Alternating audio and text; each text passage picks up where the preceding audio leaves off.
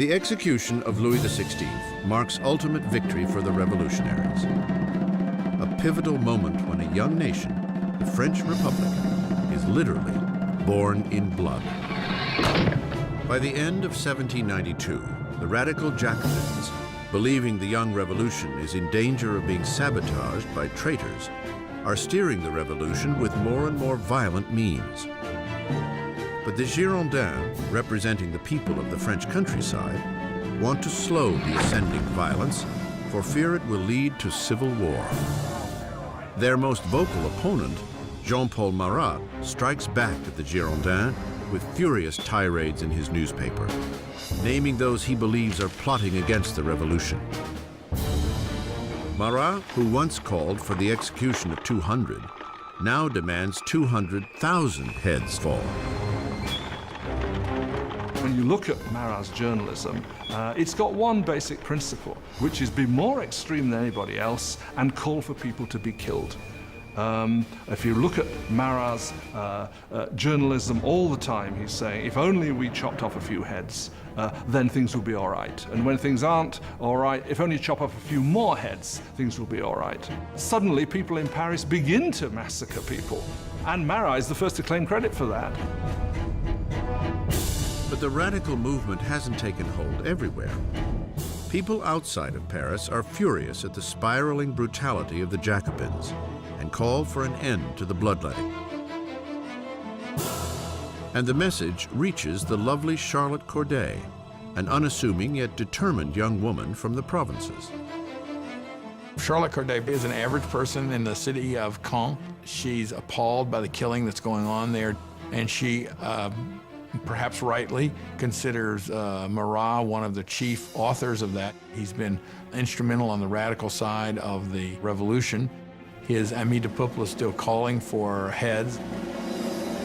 July 13th, 1793. Charlotte Corday arrives in Paris. She knows that the friend of the people has an open-door policy at his home, where he can be found at nearly any hour soaking in his medicinal bath. Corday comes on the pretense that she carries a list of traitors, those collaborating with foreign armies to put an end to the revolution. Marat asks for the list, promising Corday that the traitors will be guillotined the next day. Having given him that, she then produces a poignard, a little stiletto, and stabs him in the chest.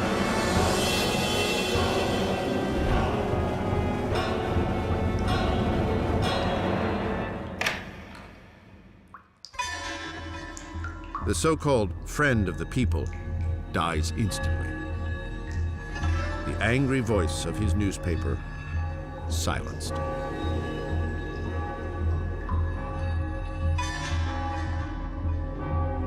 When the revolution turns bloodthirsty, it's very easy to say it was his fault. And that, of course, is what those who hated him or feared him did say, and that's one of the reasons why Charlotte Corday actually murders him in 1793, because she regards him as responsible for many of the bloody atrocities that have actually occurred. Corday makes no attempt to escape. At her trial, she is unrepentant. What did you expect to achieve in assassinating Marat? Peace. Now that he's dead, peace will return to my country. Charlotte Corday is swiftly executed, and her dream of peace dies along with her. She has killed Marat the man, but she has created Marat the legend, his death most famously depicted by the revolutionary painter Jacques-Louis David. He became a martyr. He became a kind of almost religious figure. You had people offering up prayers that went, "Heart of Jesus, Heart of Marat." You had these scenes at his funeral where the bathtub in which he was murdered was sort of put up on the altar, almost as if it was a kind of crucifix. If you look at David's painting of Marat's death, Marat's body is draped in precisely the same way as the body of Christ is depicted in classic representations of the Pietà, the descent from the cross. So clearly there's an identification of Marat with Christ, with Marat representing the new kind of God of the radical republic. Robespierre is envious of the adoration lavished upon Marat, but ever the pragmatist, he turns his attention to pressing matters at hand. Because though Marat is dead, there are still others calling for blood, royal blood. The Conciergerie, death's dark antechamber. 8 months after the execution of her husband, and just days after the killing of Charlotte Corday, Marie Antoinette is jailed here in a hideous cell, utterly alone.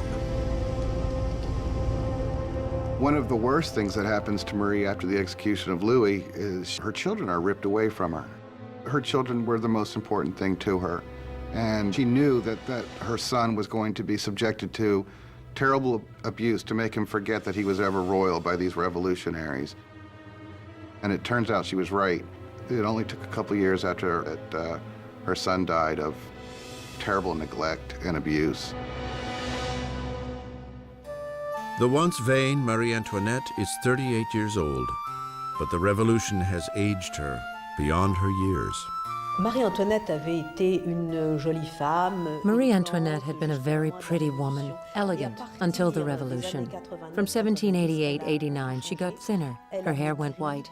She abandoned all her coquetry and her pretty things. She became emaciated. When she arrived for her trial, she was unrecognizable. On October 15th, Marie is put on trial, accused of high treason and depleting the national treasury.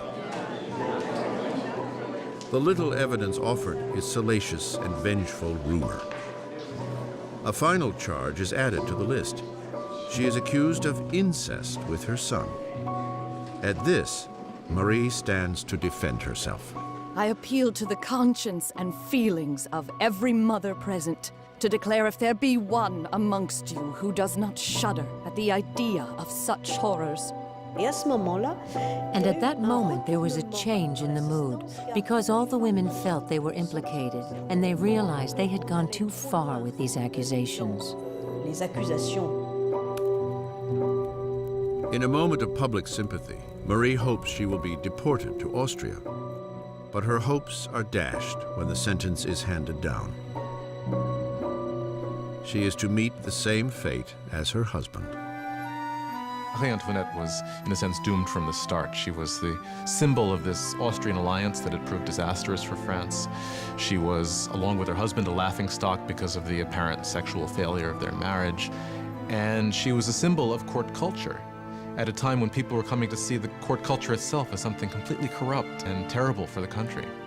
So for all of these reasons, she was hated like no queen of France had ever been hated before. She was loathed, she was reviled.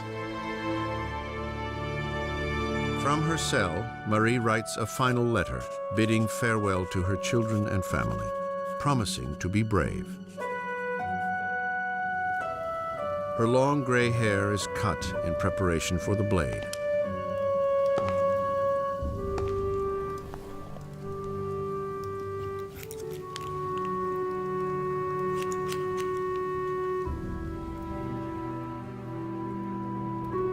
Her hands are tightly bound. As she is escorted from the prison gates, she expects a carriage. Instead, there awaits a common criminal's cart. She hopes when she's taken off to execution that she's going to get the same treatment that the king got, meaning she would be in an enclosed carriage so the crowd couldn't get her, but they just put her in an open wagon where people would shout all sorts of things, horrible threats at her. A shadow of the sovereign she once was, Marie Antoinette maintains a queenly dignity as she is paraded through the streets of Paris.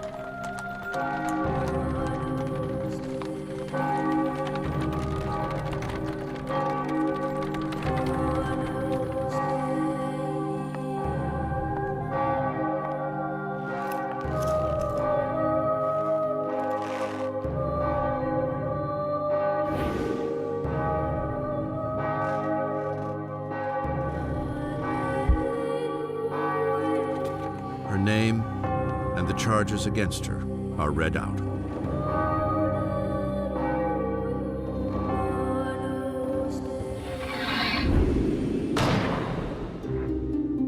The last Queen of France is dead.